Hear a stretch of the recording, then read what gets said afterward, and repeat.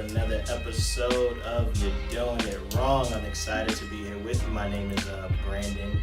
Last month, I keep wanting to say last week, but last month, me, Roshan, and Babo had a really good conversation about racism. If you haven't had an opportunity to check that out, go ahead, check it out on iTunes and on YouTube. But this month, I am super excited to be here yet again with another episode featuring my in-laws. And not just my in-laws as my, I guess my mother and father, which is something weird because I've never called them that. But my in-laws as far as my sisters. My wife has three beautiful sisters, two of who are on camera and one who's helping out. Two. Did I say two? I meant three. Three? Oh, I got it right? Did I get it right? Okay. Three, two on cam, one behind cam. Shout out to Robin. We see you. But just wanting to have a conversation with them because, like I said, the whole point of the podcast, you're doing it wrong. And what I mean by you're doing it wrong is just life in general. None of us have mastered life, me included. And just trying to figure out this thing and realizing that you need people here along the journey. And so one of the things that I wanted to highlight is I've known my wife for 10 years, thus known her in-laws, or my in-laws, her sisters for 10 years as well. And it's kind of crazy because I've known them before they were even like teenagers, which is really crazy to think about. And now they are young adults, and just knowing them for so much time and realizing that I haven't had like any really meaningful conversations, and I guess I can blame that on the age difference, but as we are both now adults, we can have more serious, meaningful conversations. Lillian, who is out of college, and Grace, who's finishing up 1 year, Lord willing, right? Mm-hmm. Yeah. Yeah. On my last semester. And what I was telling them earlier is, so oftentimes when you think about in-laws, you think about dysfunction, whether there's enmity between, the husband and the mom, or the husband and the father, or vice versa. That's not the case for us. There's no dysfunction, and I know that can be like boring because most people love the drama, but there isn't. And even though we are functional, I think that comes with its own set of challenges as well. That, speaking from my perspective, that I can take them for granted and not really keep in touch as much as I should. And so just highlighting that about myself, knowing that, hey, I've got sisters. I hate saying sister-in-law, sisters who I care about. And it shouldn't just be on the holidays, when you say what's up and check in and seeing how everyone is doing. And so I thought it would just be a great opportunity just to catch up and have a good conversation with my sisters, because there's a lot that I don't know, a lot that I perceive and have my own assumptions about, and I don't want to live in the world of assumptions. I've got them right here, and looking forward to just having just great conversations. But I do want to introduce my beautiful sisters, starting with Grace and Lillian. Say what's up to the people. Hey, so I'm Grace. I am a senior in college at Messiah College. I don't know if we're saying college names here. Whatever you want. Okay. Floor is yours. You've got the mic. I'm a senior at Messiah College. I am a German major with a creative writing minor. I can't think of what else to say other than that. But yeah. Alright. I'm Lillian. I just graduated recently this year from the University of Pittsburgh. Congrats. Oh, thank you, Hail to Pitt. And I majored in anthropology with a minor in linguistics and a certificate in American Sign Language, hoping one day that will turn into a career in interpreting for the deaf and or hard of hearing. And yeah, I like to read. And like I said, I appreciate it, because just thinking when we're talking, so full disclosure, and I probably, it makes no sense telling the people listening, but we've already talked and had conversations, and it was great. So it was on Monday morning, just discussing, asking, hey, do you guys even want to do the podcast, and just talking about how long we've known each other, and going through those things, and just realizing, man, you guys are no longer children anymore. You guys are adults, and seeing that you guys have graduated.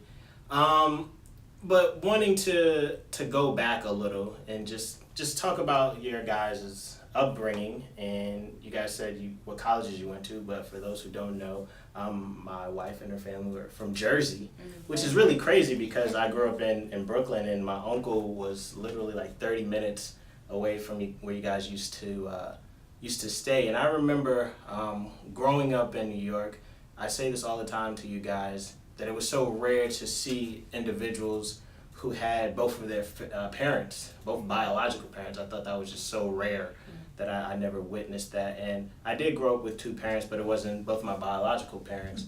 And not only that, you guys grew up in a Christian household. So that was unique in its own right as well. I didn't grow up in a Christian household. We went to church and everything like that, but that's not something that we did. And even for me, growing up with a good family unit, growing up in New York, I knew one thing about me was that I would like to follow the trend, do things. So one of the things that I remember about growing up and taking public transportation to go to school that they had was called half fare. And so the school would provide half, and then my parents would give me like 75 cents. But I would pocket the 75 cents and I wouldn't take the bus. So I remember doing stuff like that, going to school, pocketing the 75 cents, and then going to the corner store. I also remember this other thing too. So my school wasn't that far away. And the reason that I'm saying this is because I came from a good family unit, but I didn't want to portray that. I wanted to be something else. I wanted to be the cool kid. I remember growing up, and I don't think I'm necessarily dating myself, but we used to do this. We would wear our hats, but we wear do-rags under them. And my parents would not have that. But as soon as I would leave the house, I would put my do-rag on, and it's funny now that I have no hair, talking about that. But doing those things just to be cool, just to fit in. And again, just my perception of you guys coming from a good household, that you guys never tried to be someone other than yourselves. And that was the point of me telling the story, that I wanted to be something other than me. I wanted to be the cool kid, you know. That's what I wanted to be. But from my perspective, I never saw that from you guys. And I think I said this earlier, that I don't want to dub you guys the good girls.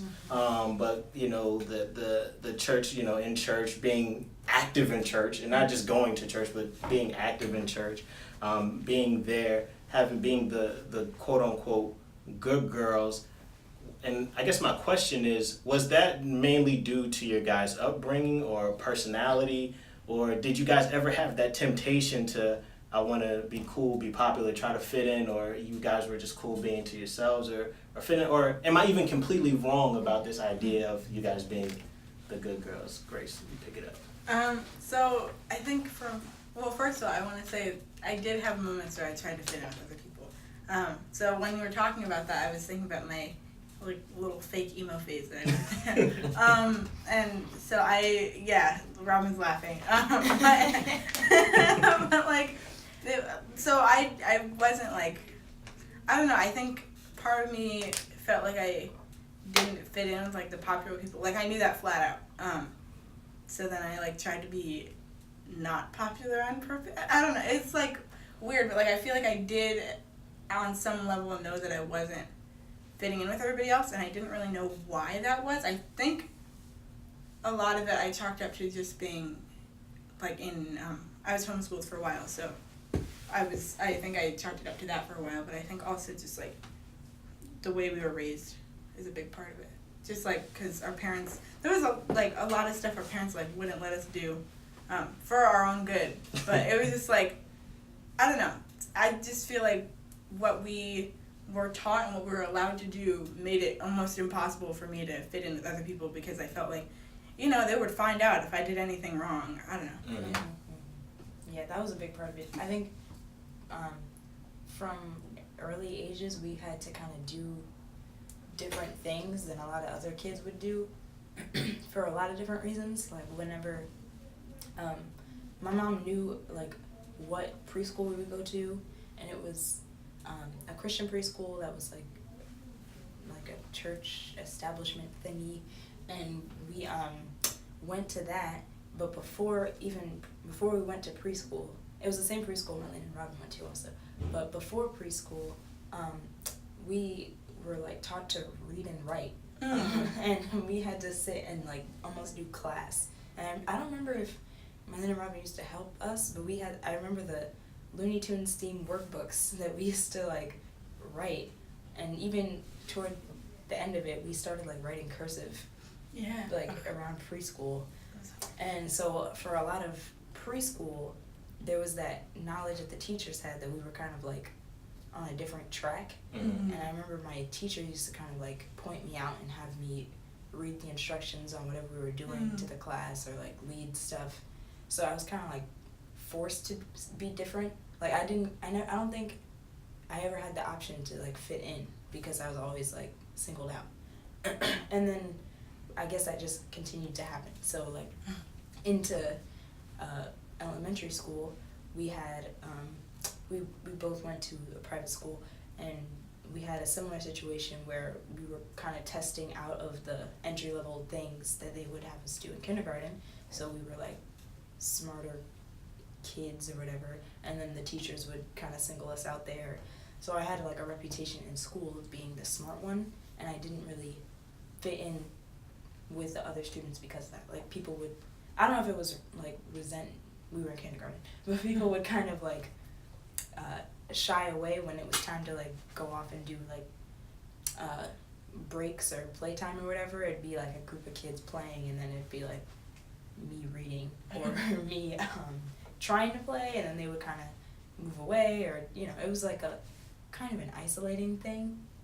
So I would try to combat that by like not carrying my books around. And then also I remember specifically a teacher asked me to join her during recess for like a book club, I want to say. I don't remember how many other kids were there, but she used to have me like go read chapter books. This was in kindergarten, and we would just read in recess, like instead of me going outside and playing. And so I remember the point where I was like, I don't want to do that anymore. Like I'd rather have recess. But I enjoyed the reading. I enjoyed the book club. So I told the teacher I didn't want to read anymore, and she was fine with it, and she let me go play. But I like specifically did that so that I didn't have to be branded as like the one who was always reading or hanging out with the teachers. So I wanted to like go outside and run around, so that, because I saw the other kids were doing that. But I think that just kind of was a theme. It was kind of decided for me that I wasn't fitting in. I think I blame my mom, because she always said she prayed that we'd be set apart, and so it kind of worked quick. But I think I never had the option to like blend in from the beginning, so I kind of had to manipulate circumstances so that I could blend in after it was already like too late. Like I'd already been the standout, so I was kind of like always trying to retroactively prove something else was true. But having that, I guess, that standard laid before you from your parents, so it sounds like your parents had a heavy influence on that, but it didn't make you want to like rebel against it, or just be like, I don't want to fit into this mold, or because even and correct me if I'm wrong, I remember even when you graduated from high school, you were like valedictorian. So for those, were you valid? I was. Not me. It didn't mean anything. My school was trash. But I mean, I didn't have like I didn't hate being intelligent, or like it wasn't annoying to me that my parents taught me how to read early. I enjoyed all that. So I think part of that was just my personality was like, I'm fine with knowing how to read and write well. But I knew that wasn't the same for a lot of the kids around me. And it wasn't like nobody else liked to read or nobody else was smart. It was just that like I enjoyed reading more than I felt a lot of other kids did. Mm-hmm. But whenever I like kind of, I guess, evened out was just to the point where I decided that whatever I was doing wasn't bad just because someone else wasn't doing it. And I think Grace helped me with that, because anytime it was like I was the only one, I remember like, well, Grace is also in her class being the only one. So it's like, I mean, I knew at the end of the day when school was over, me and Grace would go back home and do our letter books, and we're back the same. So I had a partner in all of it. It wasn't ever that I was the only one. Right. It was like I'm the only one right here, Mm-hmm. but I have Grace, and also I saw that Marlene and Robin were like raised the same way, and my parents thought this was all normal. So I was like, this must be like normal for us and just not other folks. But there's enough of us that it's okay for that to be it, I guess. Right, yeah. Do you think it would have been different if you were like the only child? Yes. Yes. I think I would have been a different person if I was the only child. I think I would have been the worst. But, like, only because the kind of person I am, I feel like I need alone time, but it's not good for me to only be alone. Like, it's nice to have other people around because I feel like I get in my head too much, and then out of that comes like unhealthy habits, thoughts, all kinds of things, behaviors, habits. I said habits. But I've heard you say that because you said that you were the most difficult one. Mm-hmm. But why would that? Like, again, from the outside looking in, I wouldn't have picked you as the more difficult one. Who would you have picked? No, not. Robin. Oh no. She said it. Yeah, I wouldn't have pictured you as the more I don't know difficult if one. Robin agreed with me when I said that. I feel like, I don't know if Robin would think she was the worst kid, but I think I was. I think that's kind of funny because we used to always kind of argue over who's the real middle child. Yeah. I feel like it's me, only because Robin was like a middle child for like 2 months before Grace came and the balance was restored or whatever. Like it wasn't like she was the youngest for a long time. Mm-hmm. That was cool. She had like a full 7 years. And then I was here and she was a middle child. And then shortly afterward, Grace came. So it was like, oh, now I'm just another oldest. But aside from all that, I feel like I used a lot of my free time to kind of like, I don't know, think about ways to manipulate circumstances in my favor. So like I kind of became a lot to handle with my parents, I guess, because I had like, I don't know, I wanted to be in right standing with my parents all the time. I like enjoyed and respected them, and I wanted them to like know that I appreciated them and loved them, and I wanted to follow their rules, but at the same time I didn't agree with a lot of their rules. So such as for a big one, I know a big one was the language we were not allowed to use. When I was around like middle school, that was when I noticed that a lot of kids were just able to say whatever they wanted and just like, and that was when I realized that it wasn't just when their parents weren't around. It was like in front of their yeah, my parents curse, I curse, we curse at each other. It's great. And I was like, wow, that's a real way people live. and so I was like, well, then what are we doing with all these rules? So then I started like questioning my parents, because I would like, back to the free time thing, I would kind of think and sit by myself like, why are all these things true? And also all these things are true.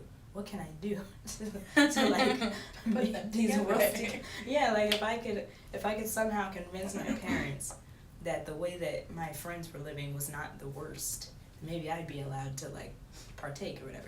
So I kind of would question my parents, and they would ask me like, why do I do these things? And I would say, I don't know, because someone else. I wouldn't say because someone else is doing it. I would say because I've seen that someone else has tried this, and I would appreciate being given the opportunity to also try it. Like I was trying to sound very like, yeah, like almost like it's not like I'm following everybody else. I just have a way that is similar to the other ways that I've seen. And I want those ways to align. Like I just really wanted to like appear to my parents that I was making like an informed decision. But it was something as silly as like being allowed to say like throw up, because we weren't allowed to say throw up. but it was a lot of different little ways I would kind of just push and ask my parents like, is it really so bad that we say some things and not others? You know, is it really the worst thing in the world to say fart? Like, but it was apparently. Like, they did not budge on those things. We're not allowed to do to this day. Did you have moments of rebellion, Grace? I can't recall any like big old moments of rebellion. I know there were times when I was like disobedient, but I feel like a lot of the rebellion, like Lillian asked a lot of the questions, so I felt like I didn't have to. But also, I don't know. I can't like. Nothing comes to mind for me right now. I'm sure there is. Robin was looking at me a little funny because I was saying no, but I don't think that there was anything I can think of right now that was like a big point of rebellion for me. But yeah, there were tons of little small things that, I don't know, like the whole emo phase I was talking about. Like my mom had a real big problem with us wearing all black all the time. Mm-hmm. There was a time that was like all I wanted. Didn't you have the gauges at one point too? I still do, y'all. Didn't she hate? Didn't your mother hate those? She did. So fun fact, I had to make a PowerPoint for my mom. Yeah.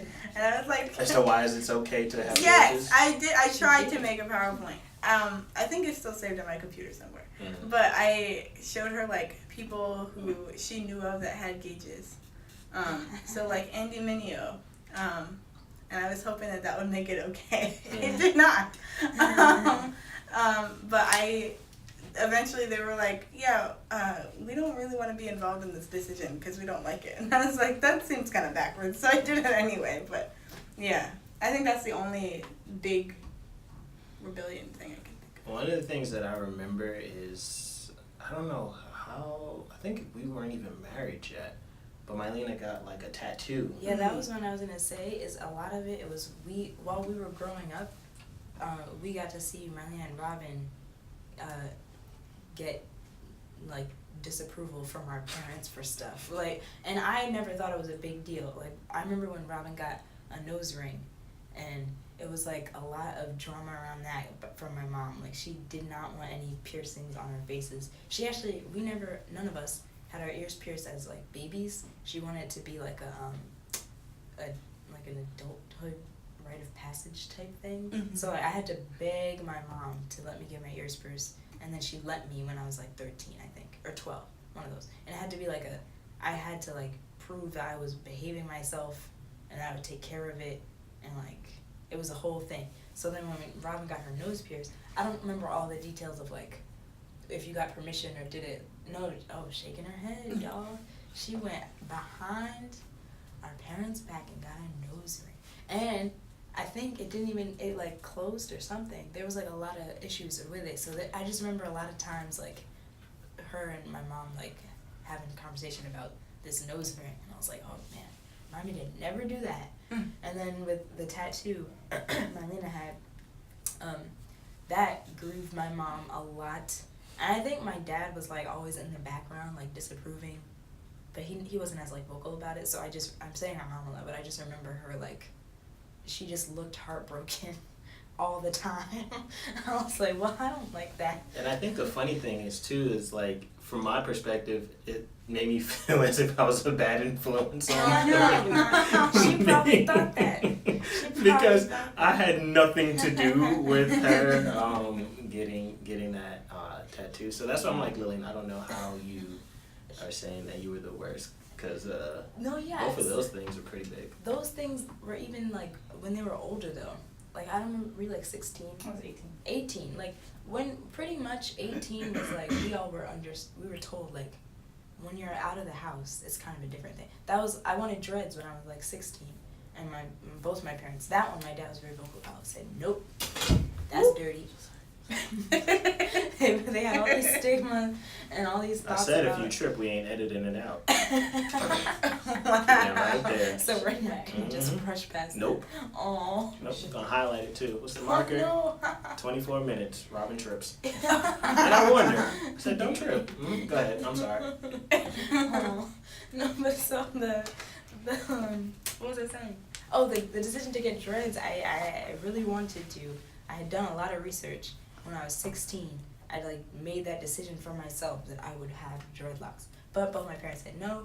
I did like a cost-benefit analysis, and I was like, I don't want to lose favor of my parents. Wait, you said you did a cost-benefit analysis? Yeah, like I like in your head? Yeah, no, because I'm thinking like, yes, it's something I really want, but I know it's something my parents really won't want. Mm-hmm. And it's not like I just assumed this. We had a lot of conversations about it. Yeah. And so eventually I said, the cost of having my parents be upset at me because of like this permanent thing. Well, permanent, but this choice I'm making, like just, you know, appearance wise, was not worth the cost of them, you know, hating me for a while. Or not hating me, but just being disappointed in me for like as long as I had them, which I was planning on being a long time. So I just figured the cost was not worth the benefits at the time. But they always understood. They said, like, when you go to college, do what you want. And so, when I went to school, I started these locks. And then also I got the tragus pierced. That's when I got. That's when you got the gauges too. Yeah. Yeah, we all just waited. We saved our rebellions until we were 18. And then just flooded our parents with disappointment all at once. Yep. But they knew. That was the deal. They said wait, and so we waited. And that's why I'm glad we're having this conversation, because I would always view my parents as like, you know, just overbearing and things like that. And from, would you guys say your parents were overbearing? Overbearing, yes. And I was gonna pretend that was a hard choice. And that's well, what I actually. Right. I was gonna say I feel like I wanted to say yes, because I mean it's the whole like language rule thing, Mm-hmm. but also I don't know. I don't know enough parents that are different that have been just for like like I don't know of other parent circumstances that I feel like would come out better. Not to like diss any of my other like friends' parents or anything, but I feel like it worked for us. So I don't know. You know, and I think that's good, because I know for me, my parents, they definitely did curse, but they would be very, like I said, I was sheltered to an extent where I wasn't always going out. And I think me personality wise, I didn't do all that. And then I moved to North Carolina, so right when I was about to go to high school, where I would have just a little bit of independence, we up and moved. Mm-hmm. So I think if I stayed in New York, I probably would have given my parents a lot harder time than I did. But I kind of viewed my parents as kind of overbearing, and so I couldn't wait to get my own freedom, you know. And I wouldn't necessarily say I wilded out, but again, from my perspective, looking at you guys, it's in the back of my mind, I'm like, I wonder like how life is going to be once they don't have that, I don't want to call it, because in a sense it was protection. Yeah. You know, as children we don't view it as protection, you know, because we want to just make our own mistakes, do our own things. And I think the dynamic of being the only child intensified it as well. So at least you can, at least some of the parents can be spread out a little bit, so it's not as intense focus. So I think even just growing up with that helped a lot. And even the dynamic, because you guys, there's 4 sisters, but the age gap is really unique, because my wife, Mylena and Robin, they're a year apart, and then there's like a 7-8 year gap between you two, and then you two are only a year apart. So it's like just in pairs almost. Even that, my mom like prayed for. She Yeah. said she wanted him to have each of us to have like partners. But that far apart. Oh no, that was a series of unfortunate events. But yeah, the pairing, the 2x2, is intentional. But yeah, I appreciate that, especially like for the bonding, but also for like when we were in trouble or something. It was always like I had a partner in suffering. Like it wasn't like, I remember times we got like privileges taken away or something.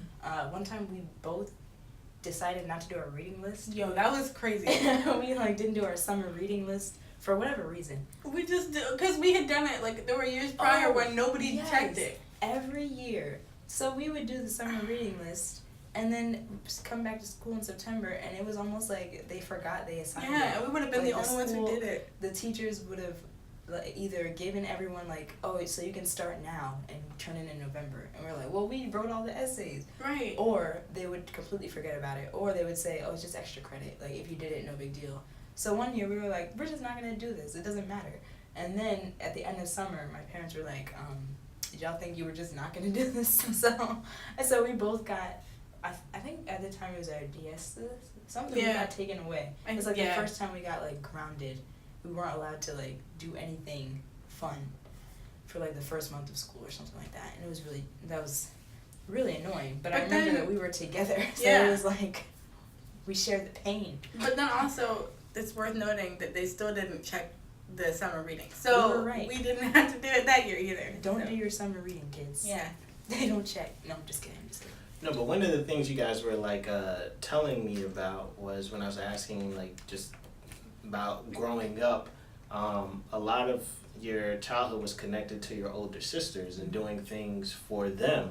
And I think the fact that you guys were paired together as opposed to it just be you or just be you, that it made it a little bit more manageable because it didn't seem as if you guys resented being, I don't want to say being in their shadow, but, you know, it's just, you know, Mylena and Robin and then Grace and Lillian, you know, and it's just like, I don't want to say your parents' lives were revolved around them, but they had more going on, whether it was like going to college or doing more things than you guys did. But you guys never resented that. Why was that? Was it because you guys had each other?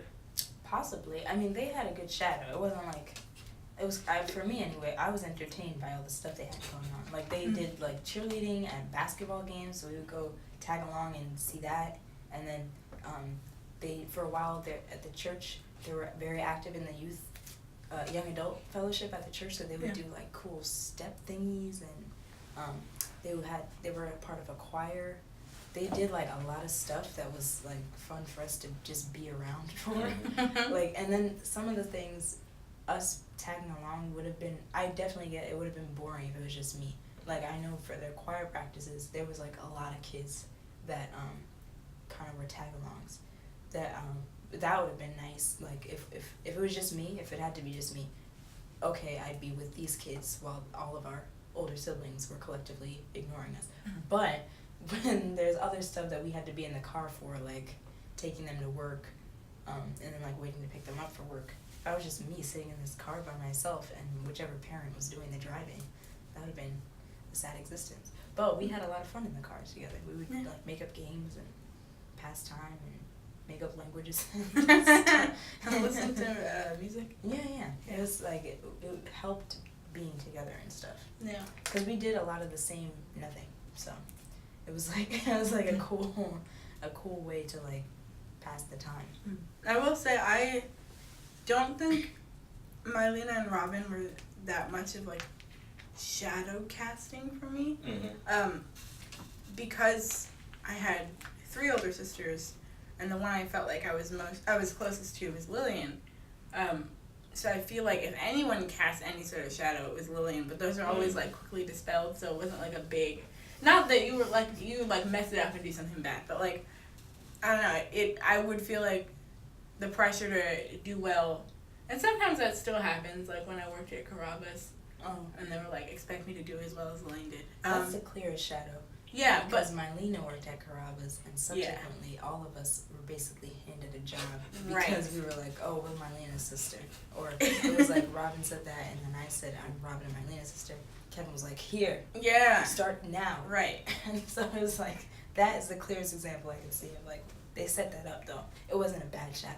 Yeah, I think though because like I knew it, like I was old enough to recognize this isn't realistic, and also it's kind of silly that they're doing this and they shouldn't be. And I was like, okay, this doesn't count.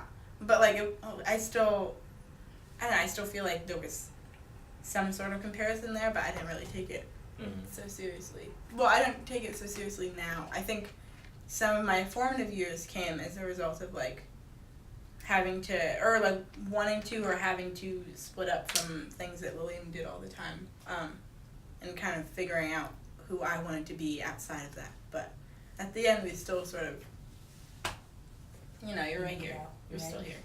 Yeah. And I think it's unique because, like you said, you had 3 older sisters to look up to, and essentially there was no one to look up to you. Right.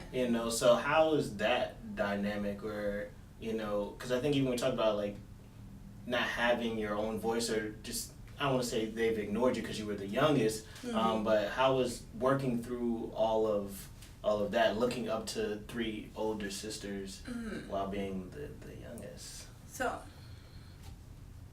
I'm trying to think of how I can best like an instance where that was so clear. I think it's a lot of me seeing, like I said earlier, is seeing what things Marlene and Robin and Lillian might have tried and succeeded in, or tried and maybe not succeeded in, and sort of carving my own path from there, and hoping to get like the least amount of casualties as possible. But that doesn't always work.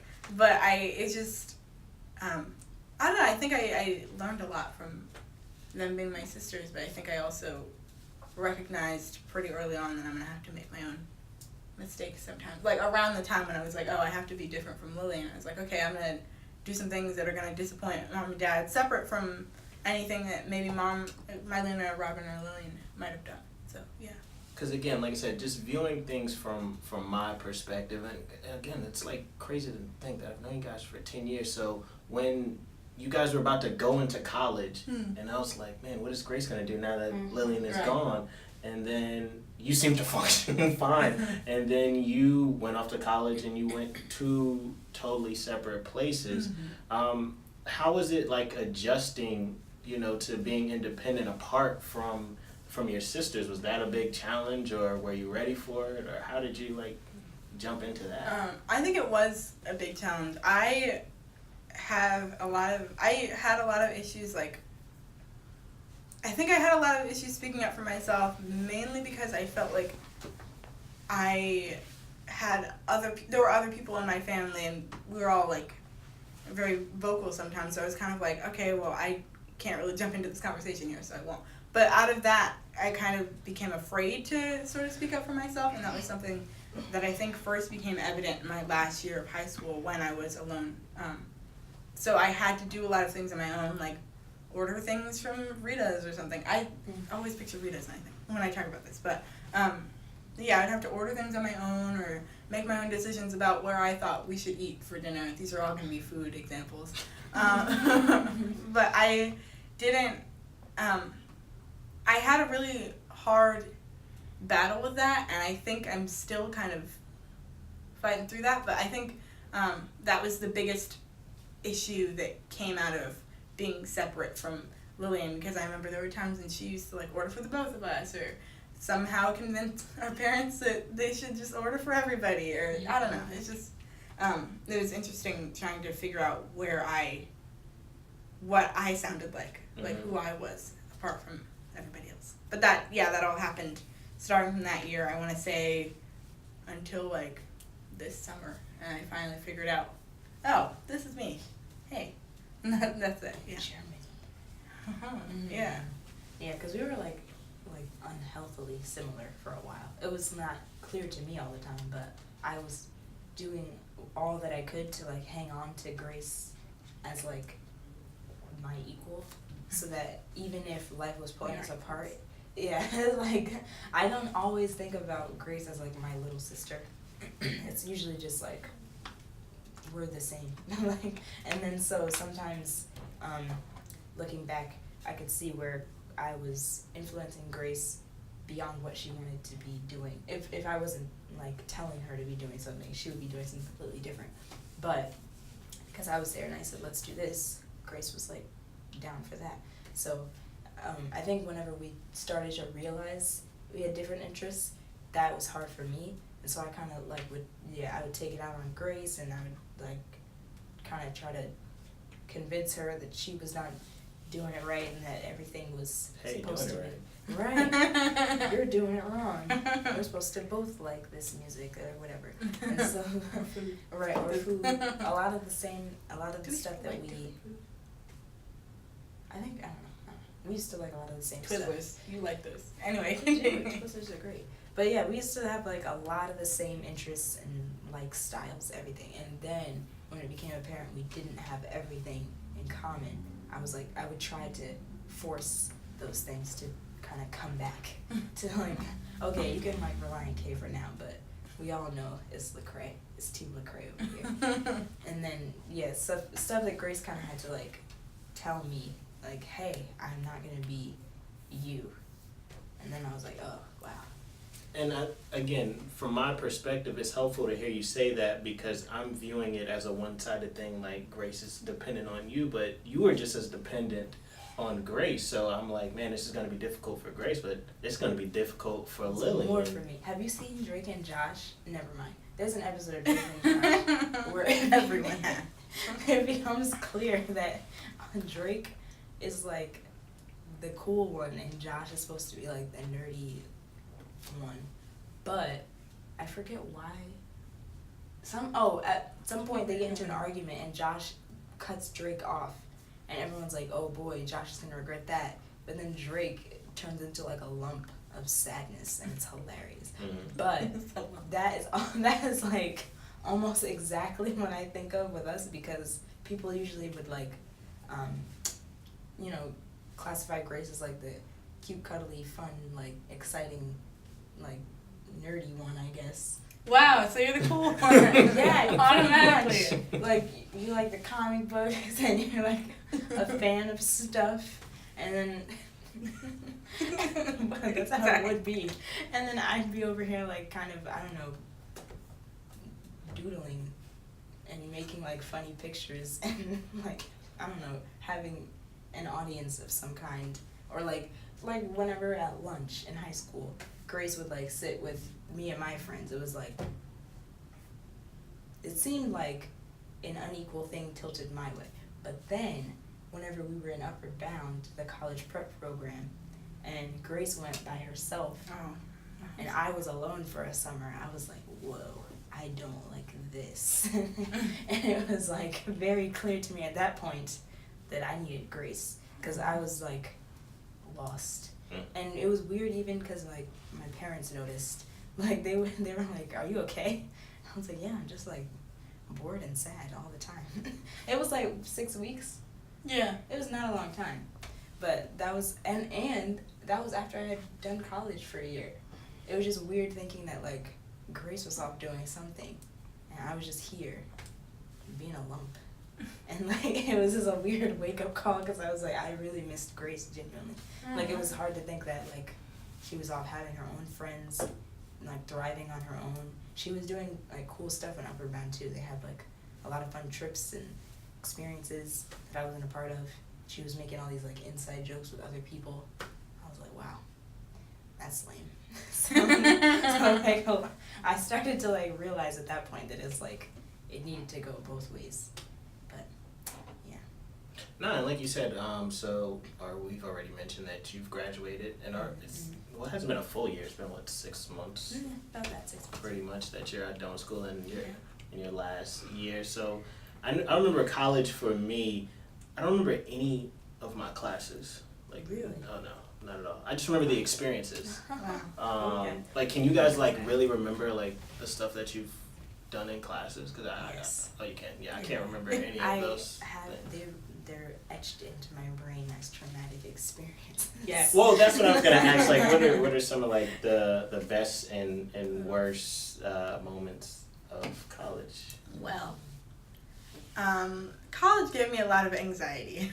So a lot of not being able to talk to people, which made me feel like I was behind in socializing with everybody else, so I felt like I didn't have any friends for a long time. The worst thing that happened, fun fact, was the Saturday that I came, actually was it? Yeah, it was the Saturday that I first arrived on campus. I was like, we were all like sweaty. So we were all broken up into groups. I should backtrack. We were all broken up into groups, the freshman class. And we were going to do some sort of service trip somewhere like local. And so ours was like ours was like painting in this like hot gym, and it was just a long day and it was unreasonably warm outside. And so like we all got back on the bus to go home, and like everyone was sweating obviously. And then like we went later on to do some scavenger hunt around campus, which our campus is very uneven and hilly, so like it was very hot and very tiring. And then I remember there was one part where we were inside, and this one guy like pointed out like, hey, remember when Grace stunk up the whole bus? And it killed me. It was terrible. And everybody was there, and we were in like a small space, so like everyone could like still see my reaction and stuff. And then like that Monday I found out I had class with all those people.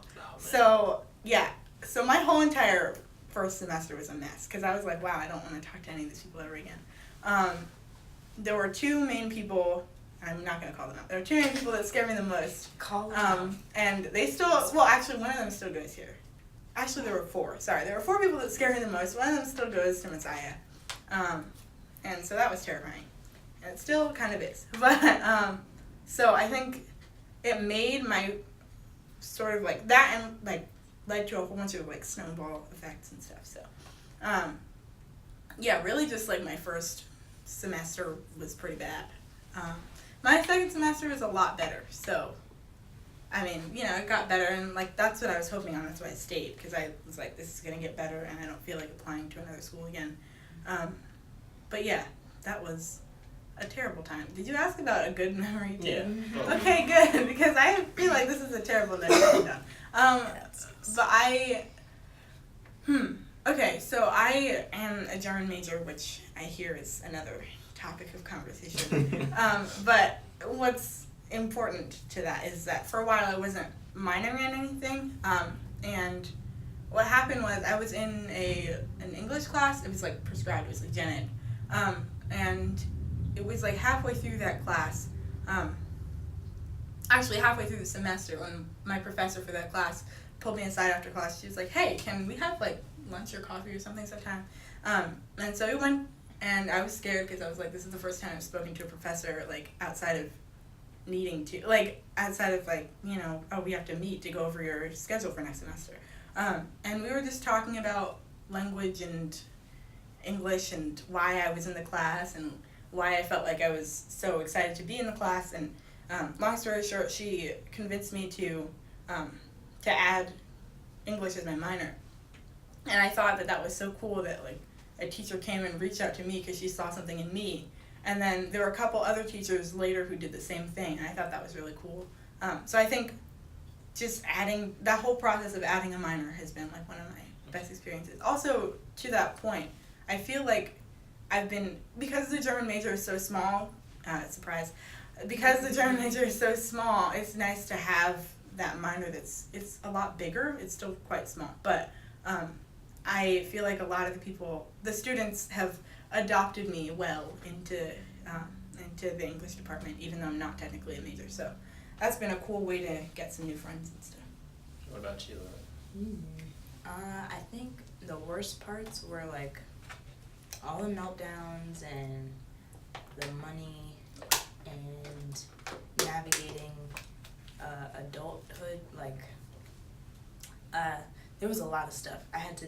So yeah, I had some like health issues. I had to apply for healthcare and do a lot of stuff like on my own in a new state and learn like how all of that would work, and also kind of navigate. So I wanted to live on campus as long as possible because I just felt like that would be smartest. The campus is very big and it's in like an urban area, so I felt it'd be safer, more convenient, cheaper, not cheaper, but like for, I guess, right now college budget cheaper to like full, you know, room and board into tuition. So I tried to stay on campus as long as possible. And then at the end of my second year, I was sitting in the financial aid office, and the financial aid guy was like, you can afford this, you have to move out or drop out. I was like, wow, okay. So I had to make a whole lot of really fast decisions about where I was gonna live, who I was gonna live with. Thank God that all worked out, because it actually ended up being like a whole miracle where a family that knew Robin through a friend that she went to college with on the other side of the state happened to live in Pittsburgh where I was going to school, and they took me in for that whole year for free, and it was crazy. But there was a lot of like just me relying on God, and he always delivered, which, amen, that's the best part of God. But it's like there was a lot of before the delivering part where it was very scary and very stressful. So my health declined because of stress, and then the health declining caused more stress. So there was just a lot of issues that came from me being in school. Sometimes I feel like it wasn't the healthiest decision for me to go to school all the way out there, and yeah, it's a lot. But the best part, I guess, was the I think the best part was whenever I did like decide to grow where I was planted. So whenever my first year of school, I decided, well, whenever I ended high school, I decided that I wanted to recommit my life to Christ and not be worried about like what other people thought of me, because I knew going to a public school that would not be so easy, and I knew that like there was a whole stigma, like you said, of like good girls gone bad in college, like everything kind of unravels because you're no longer under the umbrella of your family and your parents and stuff. So I remember very clearly the moment I like was praying that summer, like, God, don't let me like spiral out of control in college. That would not be my idea of a good time. So then I think that, I guess, made it more evident to me that I needed to find a church home. So one of my like first objectives starting college was to find a church. So I did a lot of church hopping the first couple months, and then when I finally settled on a church, I sat down and was talking with my pastor. Shout out to Pastor Wallace. And he was very clear about growing where I was planted, because he thought that from our talks that I was kind of 1 foot in, 1 foot out as far as college and Pittsburgh and everything was concerned. And I probably was. So I made the decision, like, I'm going to try to, like, be all in. If I'm going to be here, I'm going to be here. If God has me here, then it's where I'm supposed to be, so I'm going to make the most of it. And I think from that decision, a lot of doors were open that I would not have even, like, thought of seeking. And also, I made a lot of great, I guess, relationship building moments with family at my church. That church was great, and I miss that church, and I want to go back. But that was a really good, I guess, period in my life spiritually. College was. So I think that was the best part, because all the like hard stuff only like kept pushing me closer to God. And I think sometimes I didn't want that. Sometimes it was so hard that I was thinking like maybe the common denominator is that I'm focusing too much on church instead of my schoolwork or something like that. Mm-hmm. Or maybe because I'm trying so hard to continue a prayer life and waking up early to do my devotionals that it's like costing me in like the sleep department or something. So a lot of temptation to like, you know, pull out of my relationship with God was there. But thankfully I held on, and it paid off always. It was never like the right decision to, you know, read the word less or, you know, pray less. So, yeah. No, and I'm glad you brought that up, because I mentioned earlier that you guys grew up in a Christian household, and again, just following stereotypes. Usually kids who, like, especially like PKs, you know, pastors' kids, they grow up, and not that you guys were pastors' kids, but your mom is a deacon or elder at the church. And you guys were heavily involved in the church. It was kind of one of those things, if we go into church, y'all go into church too. And most kids would like hate that, and as soon as, you know, like you get that first inch of freedom, it's like, especially going off to college, it's like, I don't have to wake up on Sunday because my parents are telling me work up. I have to do it if I'm going to discipline myself. And so you've kind of spoke about how it became, you know, real for you. What about you, Grace? Is that, when did it become real for you? Or even, and that's the other thing too, it's like, I don't want to make the assumption that, hey, because everybody else in my family is a Christian, that I'm a Christian too. Like, how was navigating that? Because it sounds like going to college was a difficult time for you. And I think everybody goes through trials, whether you're a believer or an unbeliever. The question is it going to make you run away from God, or is it going to make you run to Him? And so oftentimes people run further away from Him. How is that for you? When did your faith just become yours, or are you still struggling with that, you know? So because I went to a Christian school, I feel like it did get a little bit, it took a little longer for it to become my faith in that regard, like, because now I'm by myself. This is something that belongs to me and not just something that I was raised with. Because Messiah College really does emphasize people having, or emphasize, you know, participating in church and church-like activities.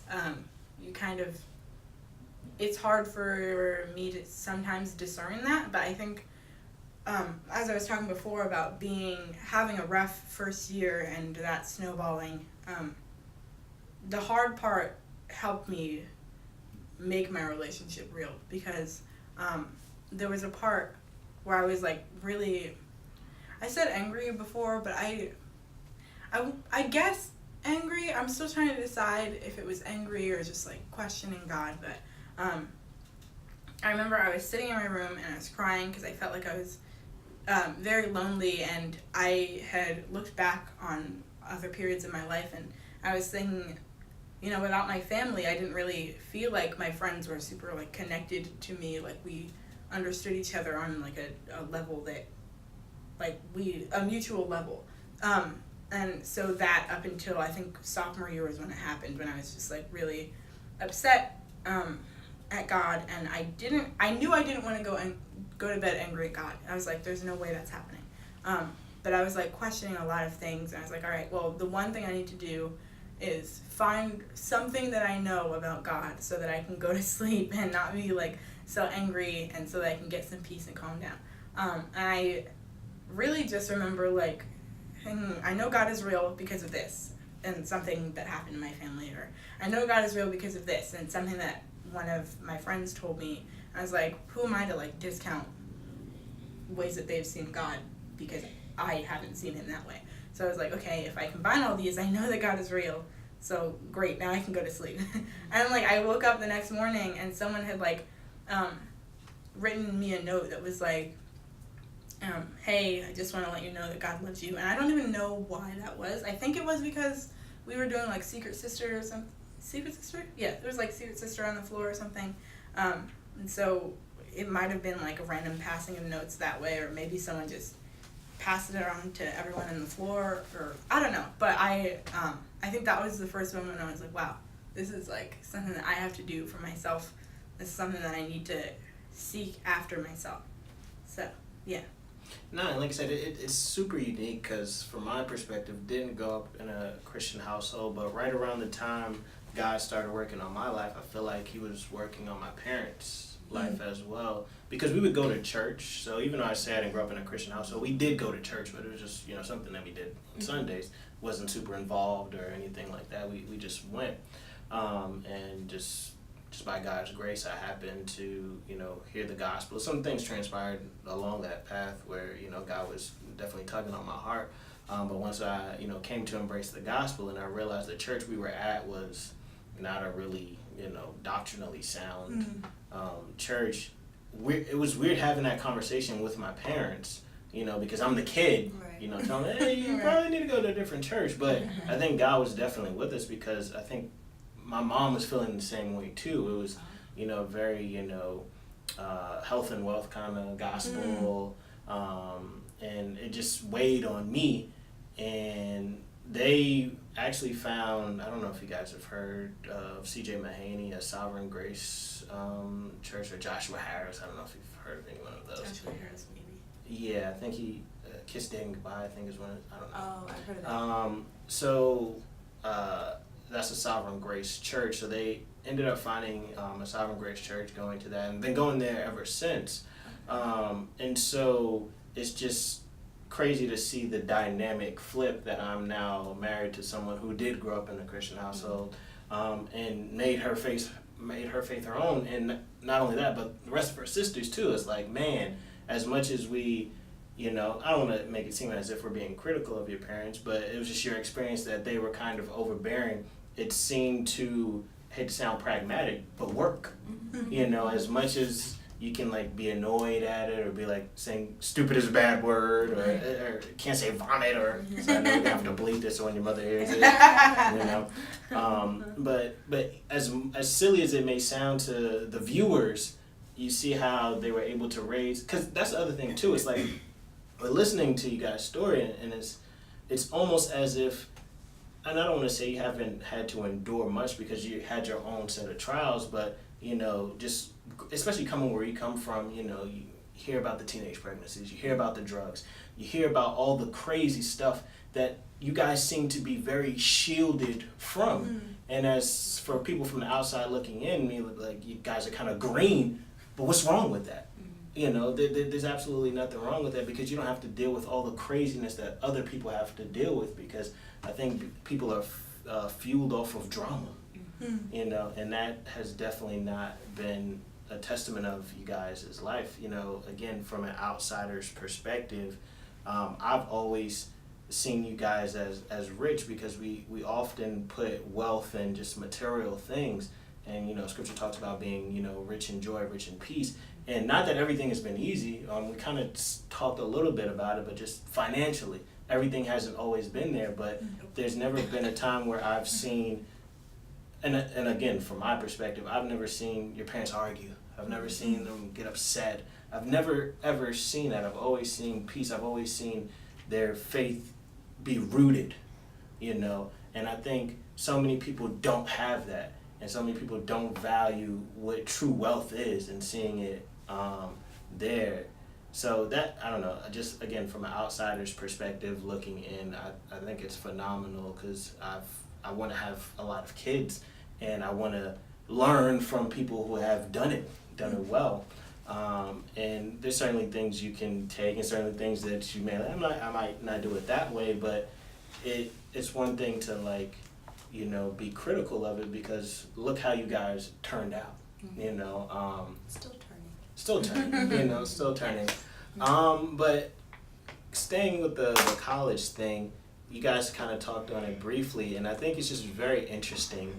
The majors that you guys decided to pursue. I know for me, I got a biblical studies degree, and I don't know, I'll just be frank, like, it's pretty useless. And nobody cares about like a biblical studies degree. Like, you know, I can't do anything with that. Like, I think it was great because I came from, you know, biblical and theological ignorance, so it gave me some knowledge. But as far as practicality, like, nobody's like, I want somebody who's got a BS in biblical studies. Nobody cares about that. And not to say that's the case with you guys, but these, maybe yours is a little bit more practical, Lillian, but what made you want to go into that field, and what do you see yourself doing with it? Okay, so my major of anthropology was a complete surprise to me. That came in junior year, so that part aside, I wanted to do interpretation for the deaf from high school because, well, it's a whole like weird line of things that happened because in kindergarten my teacher was deaf and I didn't even know that until my mom told me after a PTO meeting where she like saw that she had hearing aids, but she like spoke to us and I had no idea. Mrs. Chips, shout out to you, taught me sign language for the first time.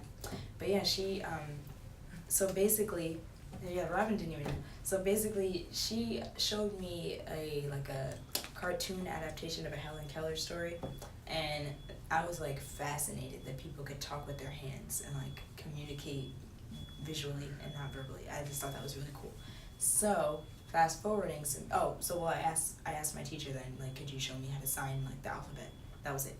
Then fast forwarding, I like continued very like surface levels kind of study of sign language. Like here and there I would pick up some words on YouTube or watch some videos. We used to look at Bill Vickers videos on YouTube and learn some like songs and things. And then in high school I met a girl at a friend's church function who was deaf, and she went to residential school, so she was just visiting. But she the church didn't provide any sort of like help for her. Like there was no one interpreting the sermons, or there was no one who knew sign there except her mother. And so she was there visiting for the whole summer. And I remember when we first met, it was like an accidental thing because she dropped a napkin and I like gave it to her and she signed thank you. And I just happened to know like you're welcome from my random YouTube searches. And so she got super excited, but then like quickly realized that was all the sign language I knew. So, well, all the helpful sign language. So then she had a tablet and we were talking on there. I was just like picking her brain, like, why do you come back here? Like, do you enjoy being here? It's very nosy. I was like, if nobody signs to you, like, isn't that lonely? And she was like very open. She was telling me that she just enjoyed worshiping with her family and being at the church she grew up in. And if she only got to see her parents a small amount of time out of the year, it was worth not knowing what all that was going on. And so I was like, wow, that's beautiful, but also very sad because I felt like she, like, so many more people could communicate to her. Like, people could just learn sign language. So then I was like, I should do that. And then I did like deeper research from that point and found that yes, you can actually major in it, study it in school, get a certification to interpret. So I said, well, why not? So I decided to do that. And then the school that I ended up going to didn't have it as a major. The ones that I got into where that was an option were far too expensive. But I did what I could, so I saw that there was a certificate program, so I did that, which is like between a major and a minor. So I did the certificate, and then I needed a major, but I realized I didn't care about anything except sign language, so I wanted to pick something that overlapped with the certificate. So for the first year and a half, I had no program except this sign language certificate. And then my advisor was like, you actually do need to declare something, so you need a degree. So I picked linguistics just because a lot of the requirements matched. Little did I know that linguistics is science, and so it was far beyond my capacity for understanding. I didn't know what I was doing, but I was stuck. So because I declared late, so I was on the linguistics track, just barely hanging on a lot of times, doing a lot of like courses I didn't care about, just to fulfill the checklist and all that. But I was really excited about the sign language parts, so that was all I was hanging on to, was like, I'm doing this major because of the sign language, that's all. Even though a lot of linguistics doesn't even really overlap.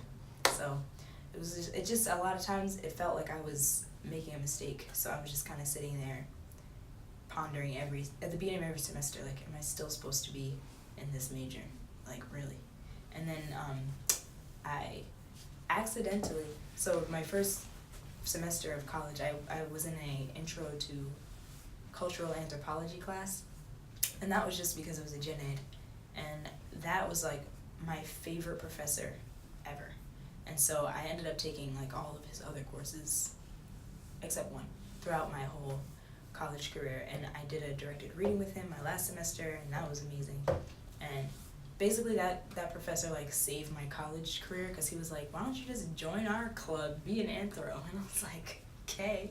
So I did anthropology as my major and dropped linguistics as a minor, so that I didn't have to do the hardest class, because it was the worst.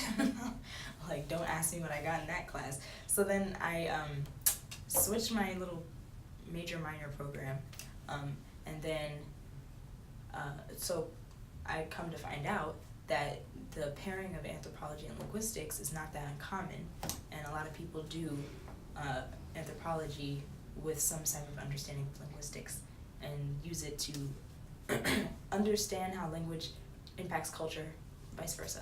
So my like thesis thing for my directed reading was about Black American users of sign language, and that was a really cool like crossover that I never saw coming. But my professor really loved it, and he like it was a whole line of other miracles, because he was like, if I design like a graduate course, would you come back and do this and do that, and if I pay for this, would you do that? And I was like, wow, let's not do that right now, but thank you. So that ended up being another cool like opportunity that was there. And then just knowing that the networking I'd done in Pittsburgh from all of the time I spent in the sign language program could be useful should I return to Pittsburgh for career prospects and things like that. So that's basically my next step now, is to go to an interpreter training program, which is typically 2 years, optionally an associate's degree sometimes, and then you kind of, from there, you're equipped to take the certification exam to interpret. So then I would apply for that, take that exam, and then upon passing, be able to interpret sign language as a career. And I want to do it on a more lecture type level, not so much doing it for like a doctor's office, but because that's actually another level of training to learn the medical terms, but more so for like conferences, if there's like a large group of people, to be able to sign and stand in the front and do the translating. But yeah, that's basically what I want to do. What about you, Grace? Okay, so I said before I'm majoring in German, and I kind of decided to major in it sort of out of nowhere. I grew up, so where we grew up was very Spanish heavy, and so a lot of friends that I made spoke Spanish, so I picked up, we both picked up a lot of Spanish from that. And I was really interested in the classes that I was taking in elementary, middle, high school. I think I first learned Spanish when I was in kindergarten. I learned to count to I want to say 20, but I also feel like it might have been more than that when I was younger. And it was in kindergarten. I remember the prize was a piece of candy, so I was like, yes, candy. But I think I was so interested in learning Spanish that it sort of fueled my desire to learn it for K through 12th grade. But then actually around 12th grade I was like, now what if I learned another language? Because there was a summer previously during Upward Bound where I took a class called Word Power, and it was basically just learning some basic Latin and Greek, and I was like, wow, this is actually pretty interesting. Everybody else in the class hated it, but I liked it. And I was like, well, what if I learn another language? And I was like, I can't really learn Latin because it's dead, and I'm not about to go to school for a dead language. Which, some people still did, which is, more power to you. But I was like, okay, well then what if I learn Italian, which is its close cousin? You see we're getting further from German here. But I had looked up all the schools that I looked into were either, first of all, Upward Bound made me apply to 5 schools. I didn't want to do that because there are only 2 schools that I actually wanted to go to. Messiah College and Williams out in, what was that, Massachusetts? Yeah. All the way up there. And that was really expensive. So the reason I wanted to go to Williams because they had an Italian, I think they had an Italian program there. But it was so expensive. And I think I was put on the waiting list for Williams. So I was like, okay, I'm gonna go to Messiah. And I had already been on campus, and I was like, well, let's just pretend I'm majoring in German. So I went there for that. Let me backtrack. Sorry, I'm really bad at telling stories. But somewhere in the middle, in 12th grade, I was learning German on my own. I decided to learn another language on my own, and I was learning Italian on my own for a little bit, and then I started getting it confused with Spanish in class. I was like, wow, I can't do that. I have to pick something that's not at all, it's not so closely related to Spanish. So I picked German because I was like, if there's anything I want to major in as a language, it has to be either Italian or German or Spanish. And I started learning German on my own through this app called Duolingo, and it was really cool because I was starting to think in German. It was very basic stuff, but I was starting to think in German, and so I went to Messiah to go visit, just to see how the campus was. And what did I do? Oh, so we had to sit in the class for whatever major we were going to be in. And I think it was a 201 class. And the professor, Dr. Beanie, he asked me some question about what's a food that you eat? And I was like, I can answer this because I know a whole bunch of German food. So I said Zitrone, which means lemon. And he was like, yeah, that's right. And I was like, wow, I just spoke in a college classroom and I didn't mess up. So good job. And then, I don't know, I think after that it was sort of just I guess this is what I'm going to do now, because I said Williams had me on the waiting list and it was really expensive. Messiah was kind of expensive too, but they gave me a scholarship. Williams did not. So I went to Messiah, and I majored in German, and it's been pretty interesting ever since because the 2 other people that are in my class that are in the German department have all had German experience for most of their lives. One of them is she's basically German. She's just German American. So she's had a long history of knowing the language. It's one of the things that she learned a lot from when she was growing up. But for me, just seeing, I think learning from those 2 other students, learning from Duolingo, learning from my fantastic professor, Dr. Beanie, shout out again, and just having all of that help to sort of guide me into learning the language has made it really, I don't know, it's just been like rewarding and fun. And I guess the reason that, I get the question a lot, like, why are you majoring in German? If you feel like, especially because you brought this up a little earlier, I'm like a black female who's majoring in German, which seems a little odd for a variety of historical reasons. But I think, first of all, I think the weirdness of it is sort of something that drew me to it. I also really like learning words, and I think German is a fun place to look at English from, and vice versa, because they're so similar.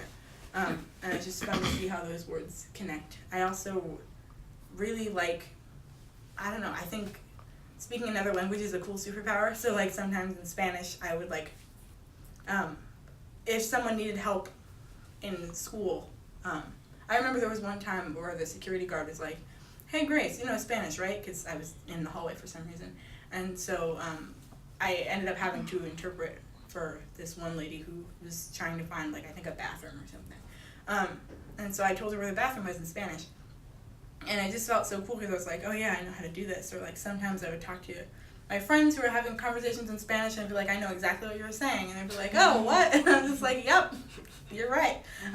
But it just felt cool to have that as sort of like a sort of sneak attack, surprise sort of thing. I think German is definitely like, you wouldn't expect me to know German, but so is that what you want to do, interpret, or what do you actually want to do with the degree? I would like to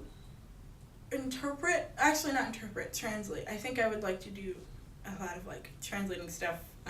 There were a couple jobs I was looking into, like strictly like online stuff, because like I think my biggest issue with like translation is that a lot of times we rely on like Google Translate and it's so wrong most of the time. And I remember in Spanish classes I would like I would try to be sneaky and like look something up on Google Translate in Spanish, and I would like come back the next day and be like, this is totally wrong, what are you doing?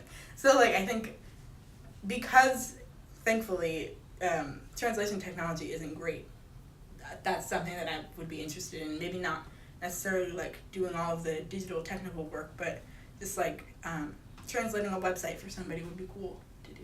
But outside of that, I think, and this is sort of left field, but I want to do a lot of travel photography, and I think I discovered that because I was majoring in German and I went studying abroad, and it was something that wasn't even on my radar until I went to Germany, and I was like, wow, I could actually travel, like this is an actual thing that I can do. And then also I was sort of getting into, well, I'm still really getting into photography and stuff, so it'd be cool to just like take that with me, because it is a field that a lot of people, it's a field that is in demand, and so it would just be interesting to have a job that allows me to travel and use my knowledge of, say, German, to sort of, just combine those and do something really cool.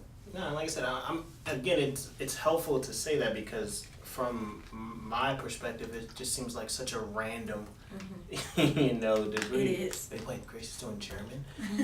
But even with that, because you were saying it's just something that you liked, so I kind of had fortunate to learn a little bit of other language, because I'm doing biblical studies, so I've had to learn a little bit of Greek, I've had to learn a little bit of Hebrew, and I hate it. And so to find someone who actually loves learning other languages, as much as from the I guess just your average person to be like, why would you want to learn another language? But it's kind of a gift and a talent to pick up these other languages, because it's not that easy. And I've heard like learning English is probably the hardest language to learn because it's so weird. Yes. So I don't know. I think it is like really cool, and the fact that you're cognizant of, man, this is something that is out of the ordinary, and it kind of intrigues you into something that you're good at too. So no. I mean, good. We're working on the good part. But good enough for the average person. Yeah. Like, so what's your favorite German phrase? Because you said a German word. Okay, German phrase. Yeah. Oh, right, I did teach you. Wow. Okay, so can I say word and phrase? Oh, absolutely. Okay, so my favorite German word is, buckle up, kids. It's Donau Dampfschifffahrtsgesellschaftskapitän, and it means captain of the Danube Steamboat Society. It's very specific, and it's also not easy to say, and I think that's why I like it, because like once you learn what all the words mean, and once you can say it, it's like a cool like party trick. That's a fun thing about German. It's a party trick. I think my favorite, I guess my favorite phrase is, yeah, okay. My favorite phrase would be "Ich hab das schon gesagt," which means I already said that. Which I just think it's funny because I use it a lot in Germany, because there were times when we would say, like, we had to speak in German all the time during those classes, and there would be times when we would like give answers, and we'd have to give, just have to say, we just have to call out the answers as they came. And there was like one kid who would like speak over some other people, and I'd be like, wait a minute, hang on, kid, I already said that. Look, that doesn't count. It's already out. But also, I just think German commentary, like hearing German people make snarky comments, like, yeah, I already said that. It's really funny. So yeah. And I think that's really cool, because when I heard you were going to Germany, I was like, wait, what? Yeah, You me know, too. Going by yourself, like, talk about, because we talk about you being independent from your sisters, but you're independent from everyone. Yeah. In a whole different yeah. country, and you weren't there for like a day. You were there for like a month or so. I was there for 4 months. Yeah. Almost half. Yeah. That's crazy. Like, were you like an anomaly there? I think I was preparing to be a lot more of an anomaly, because I was watching a whole bunch of videos before then about Black people in Germany and like, how do they deal with it and stuff. And I was like, a lot of people were like, yeah, they're gonna pet your hair all the time. Happens here in America. Yeah, I was like, okay, well, but I don't think I was as much of an anomaly as people might have expected me to be. I think there definitely was. There like you could tell, like I was the grain of pepper in the bowl of rice. But I think that there was, first of all, in terms of like locks and like hair and stuff like that, I saw a lot of people who had locks. Maybe they were white, maybe they were black, maybe who knows. But so that wasn't anything new. There's also this whole refugee crisis thing that's going on. So there are a lot of like brown people of all nationalities in Germany. So I don't think it was as weird anymore. I think it still, to me, didn't feel like I was at home. But also on top of that, Messiah College is kind of the same way, in that it's not so diverse, where it's like as it was when as it was as being at home. But yeah. Nah, and like I said, it's been good to have the conversation with you guys, because it's just a lot you assume and you just don't know, and instead of just assuming, just have the conversation. So I greatly appreciate it, and like I was saying before, I don't want it just to be, and we've actually been rocking. We're already at like an hour 23, but just something, just having a conversation, that I don't want it to just stop here, and I want you guys to like keep me accountable of it too, where it's just, making sure, just checking in, just seeing how people are doing, because you were sharing like health issues, and I would get like secondhand stuff from like Mylena and stuff like that, but I didn't realize the severity of what was going on, and yeah, but it's still a big deal though, something that I want to know about, and like I said, just me doing it wrong, just taking people for granted. I've done that a lot, and not wanting to. Yeah. And reach out on birthdays and whatnot. Yeah, I think reach out more. I think Don't beat yourself up. The first time I think I texted you was asking you to like letting you know that we were here. Yeah. So the first time I texted you physically on the texting part of my phone. Like that's really part. Well, yeah, because you know how there's like Instagram, you can like DM someone on Instagram, okay. but like actually texting, like that's the first time I texted. Yeah, so like I said, it's great to have the conversation, and for those who are watching as well, just not taking people for granted. Hopefully it's something that we pick up, because again, just learning so much about y'all that I never really knew was really good, and it's funny to hear your perspectives on yourselves. I think is really cool, because I always thought you were like always super kind. And not to say that you're not kind, but I'm not. apparently you're inconsiderate. Exactly. I'm a fraud. Oh no. Everybody makes me look nice. But yeah. Yeah, I I have never. a lot of flaws. But again, that's always been my perspective, and again, listening to you, just how fearless it is, because I don't even know if I would let, and that's a testament to your parents. I'm surprised they let you go. I was I gonna don't know say, if- like, the moral, we should take away did. that I commend my parents for, like, Yeah. trusting Yeah. us to, like, not only major in, like, what we wanted, because my dad did sit me down and be like, you're not gonna make a lot of money. And I Yeah. was like, you're right. Anyway. That's really true. But I think it helped that he was coming from a place of, like, I knew where he was coming from because I had seen him want so badly to provide for his family and for not everything to work out Yeah. money-wise. So I definitely, like, hurt his heart for that. But I think at the same time, the fact that he was okay with me pursuing what I wanted to pursue. Yeah. Like, he didn't tell us we should be doctors because I think that God would for make that. the most money. And Ooh. I do too, because that would not have worked out. I am not that smart. But it would just was been like a whole different experience, I think, in college and then beyond. But knowing that they, like, allowed us that freedom to explore, because I think of the trust that they established with us growing up, was like they knew that if we were gonna go do something we wanted, it wasn't gonna be like just educated, frivolous choices. We Right, were, or like gonna just doing think the about easy stuff. Right, yeah.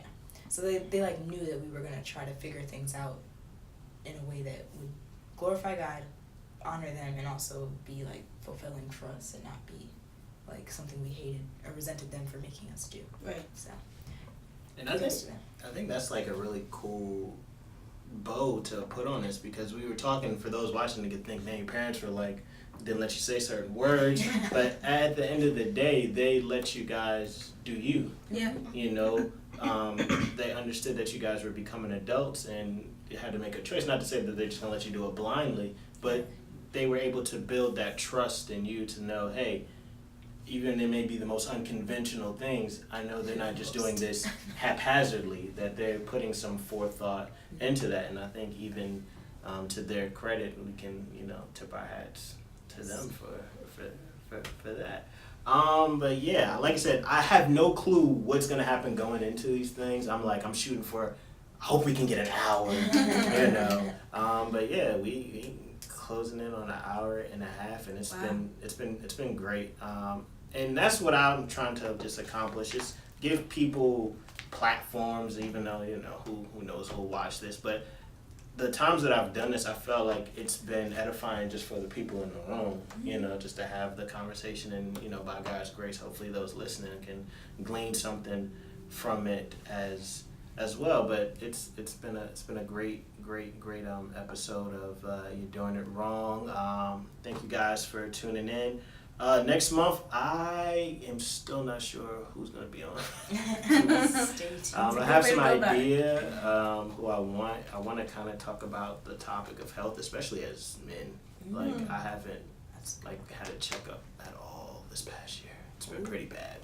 But just one of those things. Just want to have a real conversation just about health. Trying So to take it hopefully back. you And guys though we all are working process, doesn't don't negate but the fact that y'all. What you talking about? Got me walking out. They ain't saying jack, never paying back.